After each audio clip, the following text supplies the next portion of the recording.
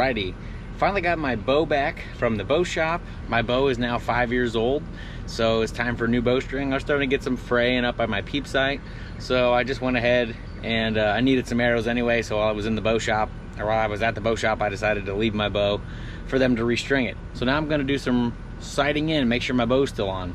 Haven't shot yet since I got the new string on, so we'll see how it's shooting. I bet it'll be off at least a little bit. So I'm gonna walk through some shooting tips and see how everything's going, and give you some pointers on how to sight in a compound bow if you have never done that before. Let's get to shooting and see where we are at with the new bowstring. Okay, let's see how far off this thing is. 20 yards.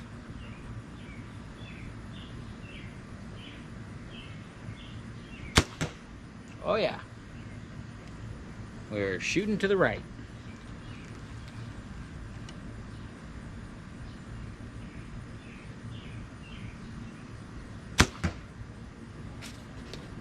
Also right.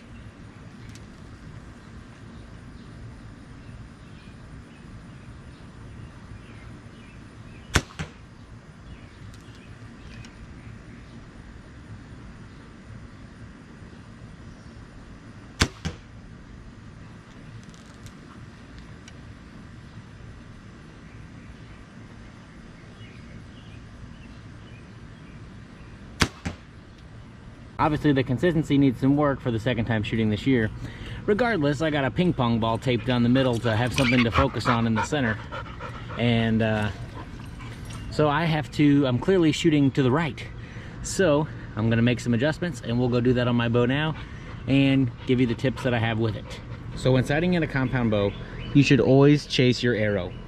Meaning if all of your pins are in line like mine, it's easier to move the entire sight than it is to move individual pins, minute little spots. So like my bow is already sighted in and I have everything evenly spaced, so therefore when I move everything should be adjusted. So I'm sighting in at 20, and obviously I'll check this at 30, 40, 50, and 60, but once I get 20 on, everything else should be pretty close.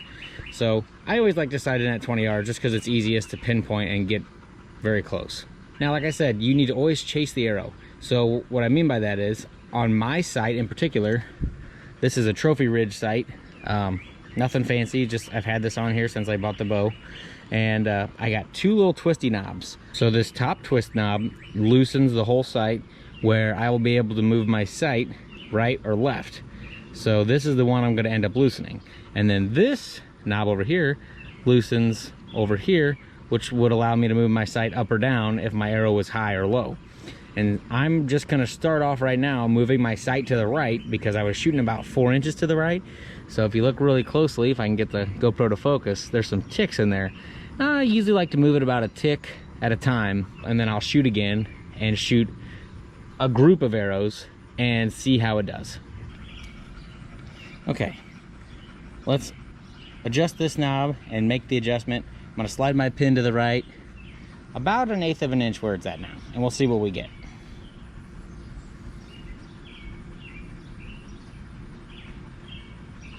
So that's to loosen it. This little knob over here, it's on like a screw, so it's easier to make little minute adjustments.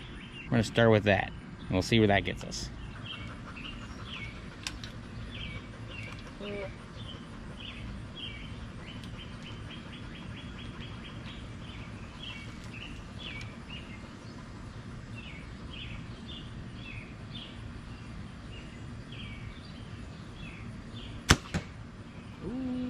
That looks a lot better. Not quite there yet, but not far off.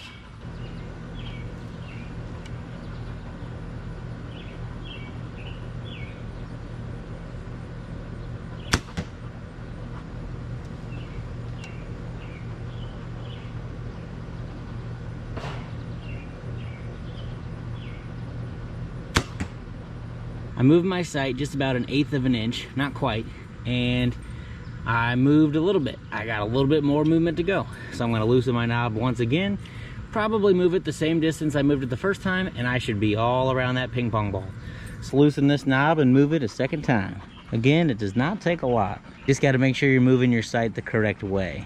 Still shooting right, so I'm moving the whole sight to the right.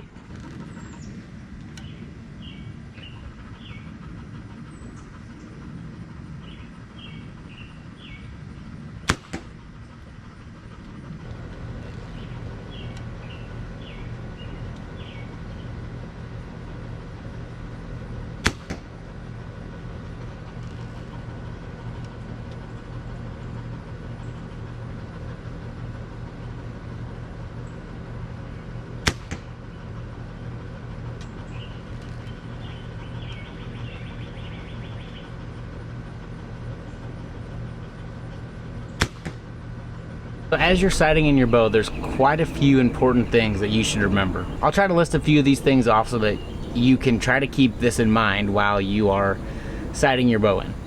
So obviously with a bow, consistency is key. If you start doing things differently every single time when you're shooting and you don't get into the same rhythm, you're never going to be that consistent. The most consistent shooters have the same progression, the same setup every single time. I'm talking stance with their feet, how their shoulders are, how their elbows are, their anchor points, how they grip their bow and how they grip their release or their thumb release, depending what you shoot. There's so many things to keep in mind that are just so minor, but all of them play a factor. And you don't want to get in your head about all of it, but you just want to slowly and gradually do the same thing over and over again, and eventually you'll get used to doing the same thing, making yourself a more consistent shot. Compound bows vary so much. I mean, they're all really awesome. So let's break a couple of the important tips down for when you're sighting your bow in, how to stay more consistent all the time. So first I'm going to start off with, whenever you're shooting, what's your anchor point? Everybody's a little different. I personally anchor on the tip of my nose. Some people like a kisser button, some people like nothing. I will state that it is important to try to find an anchoring method that you can get close to or at the same exact spot every single time. So obviously I started my D-ring and I'm pulling back, and once I find where I'm at on my string, I can see with my eyes, I pretty much got my nose right where the camouflage part of the string meets the black part of the string. And that's my anchor every single time. That way I know I can line my eye up with my peep from there however I have to. And that way I have the same anchoring every single shot, making me that much more consistent. Number 2, how you hold your bow and how you hold your release aid. You should do that the same every single time. You might have to play with it for a little while. You might have to see if you like shooting, if you can get comfortable shooting with open palm, or some people just rather hold their bow, and there's debates on what is better, but honestly it's whatever you're comfortable with. Whatever you get used to, stick with it and do it consistently. Same goes with your release aid. I found up until just last year, sometimes I would death grip my release aid, and to me that would make it to where I would be more prone to either punch the trigger or shake at the last second, and my shots would be off, making me less consistent. So now I get to the point where the only thing that touches my release aid is my finger whenever I go to shoot. So if you notice, I'll have my hand open while I am shooting.